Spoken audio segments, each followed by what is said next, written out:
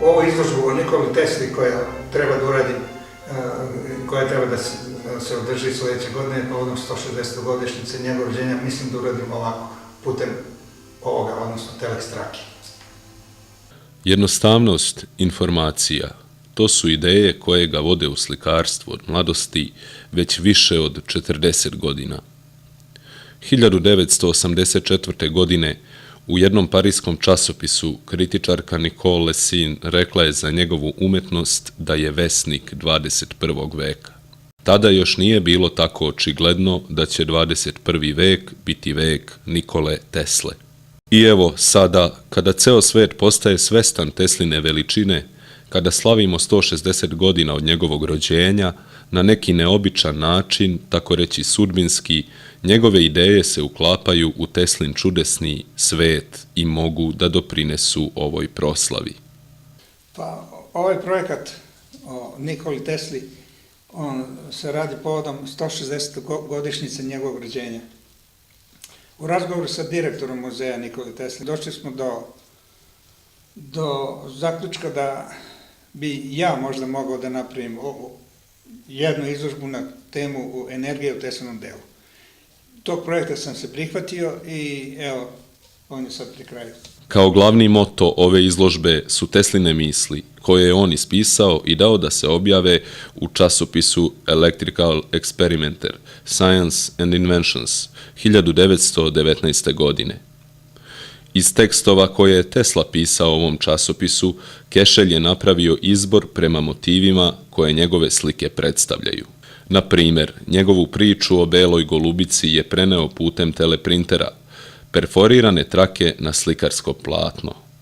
Osnovna inspiracija i način na koji sam ja realizovao ovu izložbu jesu Tesline misli.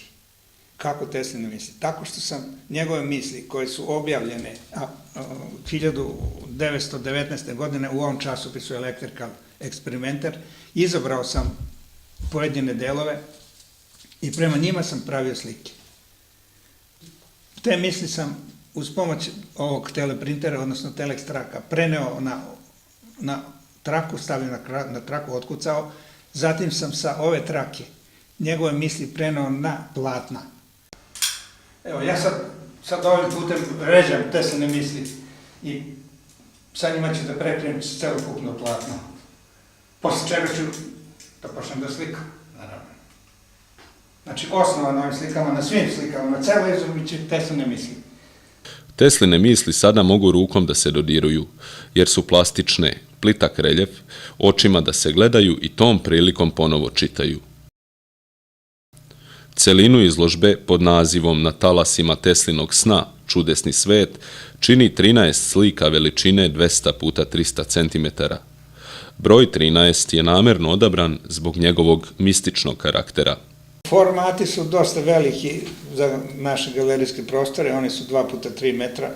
Nisu praktični, ali oni su te veličine zbog onog prvog utiska kad se uđe u galeriju. Odmah će da se shvati da se radi o nečem, o nekoj velikoj ličnosti na kraju krajeva. Tesline misli na ovoj izložbi mogu se predstaviti i težinom perforiranog materijala. Ako kažemo da su sve ovo misli prenesene na slikarska platna, onda možemo da kažemo da na svakoj slici ima 6 kvadratnih metara Teslinih misli. Ukupno na celoj izložbi ima 78 kvadratnih metara Teslinih misli.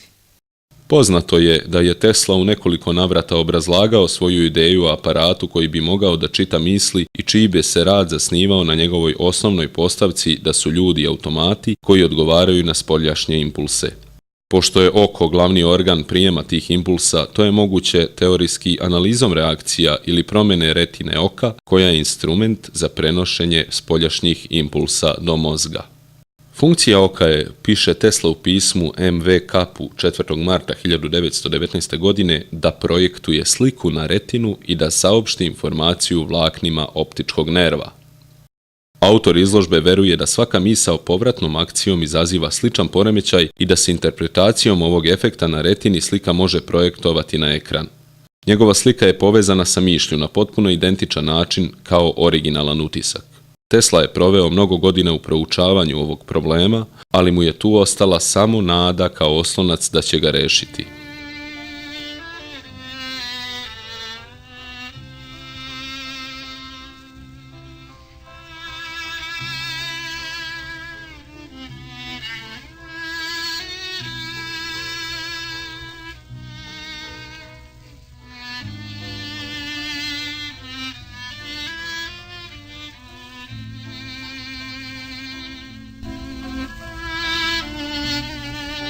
Been honored to be asked to read a tribute to a great American, Nikola Tesla, written by another great American, Louis Adams.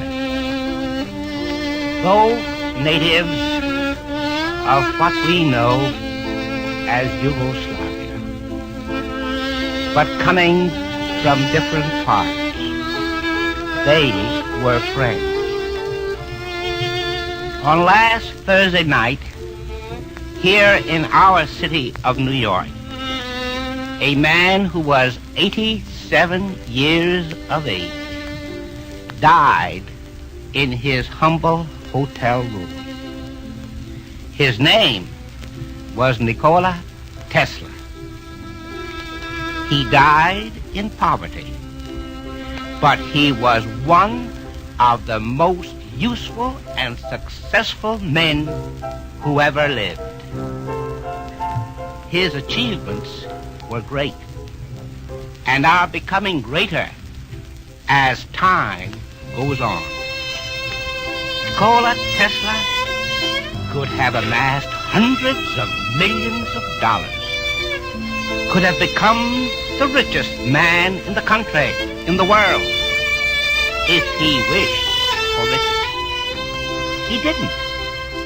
He did not care for anything, did not have time for anything that spelled success for too many people. Nikola Tesla was a great humanitarian, a pure scientific genius, a poet in science. He did extraordinary, amazing, miraculous things during his life among us. He was among us. He is a feather in the cap of the whole human race. And Yugoslavia and America can be proud of it. A few years ago, a fellow scientist of Tesla, Dr. A.B. Barron, also an American, wrote about him in his book on the induction motor, the motor which owes its existence to Tesla, and which now is in the very center of nearly everything that moves on wheels in this country. Mr. Barron said, were we to eliminate from our industrial world the result of Tesla's work, the wheels of industry would cease to turn, and our electric trains and cars would stop. Our towns would be dark, our mills and factories dead and idle. So far-reaching is his work that it has become the warp and woof of the industry. Should Tesla's work be suddenly withdrawn, darkness would prevail, and we would slump into barbarism. So it is true. Tesla is not dead.